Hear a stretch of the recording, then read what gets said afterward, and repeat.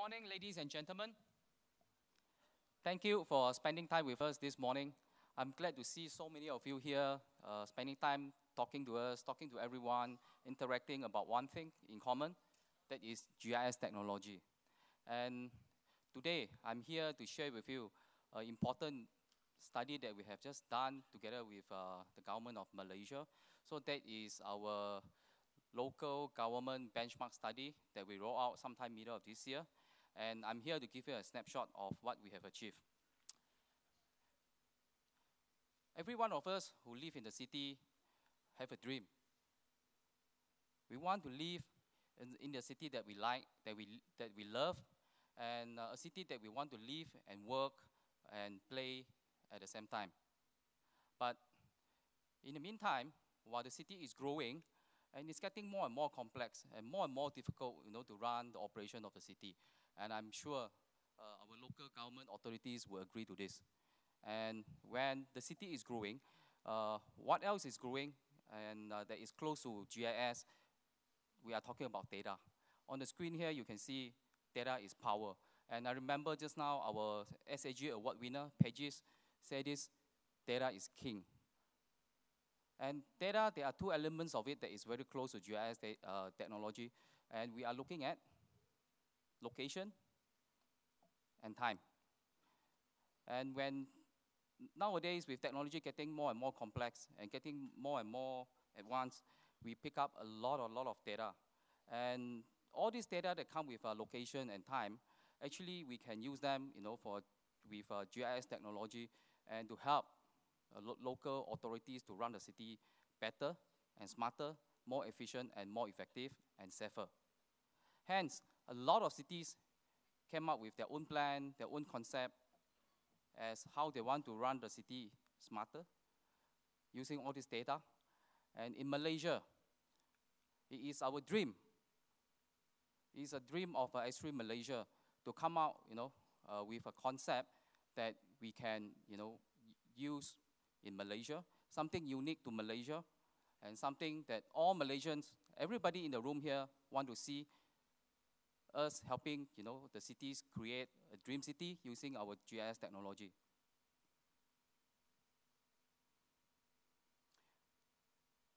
MacGDI or MacDI and us share the same passion in terms of using technology, GIS technology, to help to improve the standard of living, of the city folks.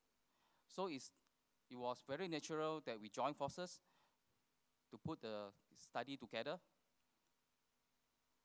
And with the study, we actually saw a very bright future for GIS in terms of, helping the cities to improve the way people live their life in the city. And we saw a lot of passion and strong awareness among the local authorities in terms of, the power and the use of GIS technology in doing their day-to-day work. And the survey was launched sometime in the middle of the year, and it was an online survey that we opened to all local authorities, and looking at how was the awareness of GIS technologies among the local authorities, and also in which area they use GIS technology to do their work. And fortunately, we have 86 local government authorities responded to the survey, and we had a very good mix as well. 45% of the respondents came from district councils, and with the rest came from city councils and also municipal councils. So we have a very good mix here to make a very meaningful study. And we started by looking at, if our local authorities spend time and spend resources in using GIS. And thankfully, 62% of the respondents said they have a dedicated GIS department, which is a good news to all of us. And for those who do not have a dedicated department, they say, okay, we do not have a dedicated team to handle it, but 60%, 67% of them who say, I do not have a dedicated GIS department, they actually are using GIS, and the city planning department is actually, running the operation of GIS for those who do not have a dedicated GIS department. So if you put all these numbers together, the adoption of GIS in local authorities is rather high. And the next question we ask, other than resources that put in place to run GIS, how important is GIS to their day-to-day operation? All right, if this is a priority for them, and to our surprise, and 80% of them say it is a priority to them to have a GIS running their operation. And with another 15% of them say that it will be important to them in the future. So if you put all these numbers together, 95% of the respondents says, almost 100% in this case, GIS is important. It's a priority for them to run their day-to-day operation. So other than that, we look at a few key areas that GIS can be applied. And this is a hot topic for all local authorities and for all government and for all people in the world. Sustainability. How do we not over-consume the natural resources of the earth? And how do we make ourselves more sustainable while we want to improve our quality of living? While we purchase more and more high-end and new devices, how do we make sure that, for example, things that we do are sustainable? So we look into this. We ask some questions. We ask them if GIS can help them, to run their sustainability exercise. 93% of them say yes, GIS is a must-have.